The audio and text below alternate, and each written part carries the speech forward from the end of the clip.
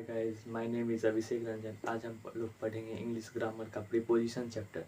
Preposition क्या होता है, सबसे पहले हम ये जानेंगे। प्रीपोजिशन हम उस शब्द को कहते हैं जो नाउन और प्रोनाउन का रिलेशन होता है। नाउन और प्रोनाउन का रिलेशन होता है, उसे हम प्रीपोजिशन कहते हैं। देखिए, गिव मतलब होता है देना, लेकिन हम प्रीपोजिशन लगाएं तो उसका मीनिंग बदल गया। प्रीपोजिशन लगाने से वर्ड का जो होता है वो मीनिंग बदल जाता है। गिव इन मतलब आदत छोड़ना, गिव अप मतलब हार मानना, फॉल मतलब होता है गिरना, लेकिन फॉल अपॉन लगा दिया, अपॉन प्रीपोजिशन है, इसका मतलब हो जाएगा हमला करना। वही अपॉन की जगह आउट लगा देंगे तो मतलब हो जाएगा झगड़ा करना। यानी कि प्रीपोजिशन जो ऐसा शब्द है जो वर्ड के आगे या पीछे लगने के बाद उस वर्ड का मीनिंग ही बदल देता है, उसका रिलेशन अलग चेंज कर देता है। तो हम जानेंगे एट और इन के बारे में। एट ये स्मॉलर प्लेस के लिए लगता है, स्मॉलर, जबकि इन लगता है बिगर प्लेस के लिए। जैसे I live in Delhi in India, I live in at Delhi in India, at Delhi in India. तो इंडिया बड़ा है और दिल्ली छोटा है comparatively. I live in Patna, तो यहाँ इन क्योंकि सिर्फ एक ही प्लेस का बात हो रहा है। जैसे I am live at Darbhanga in Bihar, तो दरभंगा छोटा और बिहार बड़ा है, इसीलिए हम जितने भी छोटे प्लेस हैं वहाँ एट लगाएंगे और बड़े प्लेस के लिए इन लगाएंगे। अब हम दूसरा देखते हैं एट। ध्यान रखिए, प्रीपोजिशन में एक शब्द का बहुत बार इस्तेमाल होता है, अलग अलग तरह, अलग अलग जगह पे यूज होता है। जैसे एट का यूज होता है slice of day. Slice of day का मतलब होता है I am coming at 3:45 2:45 at, तो स्लाइस ऑफ डे। यहाँ हम लिख सकते हैं एट का दूसरा यूज स्लाइस ऑफ डे। तो ये जो होता है ना, वो हम सेंटेंस के अनुसार प्रीपोजिशन का यूज करते हैं। अगर प्लेस का बात रहे तो एट लगा देंगे, लेकिन टाइम का बात रहे तो स्लाइस ऑफ डे का बात रहे तो हम एट लगा सकते हैं। और बात करते हैं ऑन का। ऑन का जो यूज होता है वो डे और डेट के लिए यूज होता है। I am coming at 5th May 6th May, I am coming on 5th May 6th May, इस तरह से ऑन का यूज होता है। और इन का यूज होता है मंथ और ईयर, मंथ और ईयर के लिए। अब हम यूज देखेंगे बाय का। बाय, इसका हिंदी मीनिंग होता है तक, और टिल का हिंदी मीनिंग होता है तक। दोनों में डिफरेंस क्या है? हिंदी से तो हमें कोई डिफरेंस पता चला नहीं, अब हम इंग्लिश से इसका डिफरेंस पता लगाएंगे। देखिए कैसे। बाय मतलब होता है पनिशमेंट, मतलब हमें किसी को रुपया देना है, तो किसी का हमने उधार लिया तो उसे रुपया देना है, तो बाय बाय बोल दिया तो इसका मतलब है जो 5, जिससे बोल दिया you give me money at 5 अप्रैल, तो 5 अप्रैल के बाद नहीं देना है, उससे पहले देना है। उसके बाद दीजिएगा तो आपको पनिशमेंट हो सकता है या ज़्यादा इंटरेस्ट ले सकता है, लेकिन 5 मई से पहले देना चाहिए, बाय लगेगा। लेकिन जब डील का बात हो तब कोई पनिशमेंट नहीं, आपको मन हो तो दो, नहीं मन हो तो मत दो, लेकिन बाय लग गया तो इसका मतलब ऑब्लिगेशन है, ये आपको देना ही पड़ेगा रुपया। ओके, हमने पहले ही बोला था प्रीपोजिशन में एक शब्द का बहुत जगह इस्तेमाल होता है, क्वेश्चन के अनुसार हम उसका देते हैं आंसर। जैसे in on to, China is to the north of India. To, यहाँ टू का मतलब हो गया इंडिया के बॉर्डर के बाहर, चाइना है ना, इसीलिए to. Jammu and Kashmir in the north of the India, यहाँ इनका मतलब हो गया अंदर।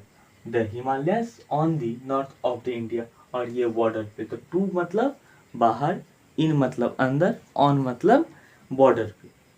जैसे चाइना बाहर है तो टू लगा दिया, जम्मू कश्मीर इंडिया के बॉर्डर के अंदर है तो इन लगा दिया, और हिमालय बॉर्डर पे है तो हमने ऑन लगा दिया। अब हम देखेंगे टू और टुवर्ड्स का use. To, and, continue. Continue इसका मतलब समझाता हूँ। To, I am going to Patna, इसका मतलब है कि मैं पटना ही जाऊंगा, पटना से आगे नहीं जा रहा हूँ। आई एम गोइंग टुवर्ड्स पटना, तो मैं पटना से आगे जाऊंगा पटना होते हुए, समझ गए। तो टू मतलब इंड, यानी कि जहाँ हम सफ़र कर रहे हैं वहीं का। जैसे I am going to Kanpur, तो कानपुर में ही रहूँगा, कानपुर से आगे नहीं जाऊँगा। आई एम गोइंग टुवर्ड्स कानपुर, तो मैं कानपुर से आगे भी जा सकता हूँ, वहीं नहीं रुकूंगा। अब एक और मैं समझा देता हूँ, विसाइड, विसाइड, और एक है besides.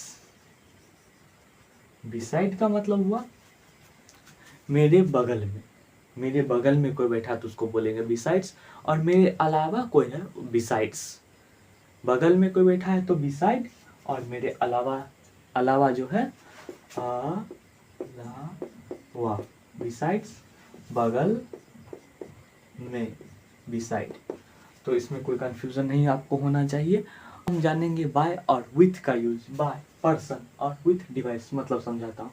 The deer is killed by Ravi, तो एक आदमी ने किया है तो पर्सन में हमने क्या बोला, बाय लगेगा। A letter was written by with a pen, ये डिवाइस हुआ, इंस्ट्रूमेंट हुआ, इसीलिए विथ। तो जहाँ जहाँ हमें पर्सन के द्वारा कुछ काम किया जाए वहाँ हम बाय लगाएंगे, और हम इंस्ट्रूमेंट के द्वारा कुछ काम करें तो वहाँ विथ लगेगा। अब हम अमोंग और बिटवीन का यूज देखेंगे। अमोंग एंड बिटवीन, इसमें कोई कंफ्यूजन नहीं होना चाहिए। मैं एक बार और बता देता हूँ। यहाँ एक पर्सन के द्वारा होता है इसीलिए बाय लगाते हैं, और यहाँ एक इंस्ट्रूमेंट यहाँ डिवाइस से होता है इसीलिए हम यहाँ विथ लगाते हैं। अमोंग और बिटवीन का हम देखते हैं जब दो के बीच में हम रहे, बिटवीन टू पीपल,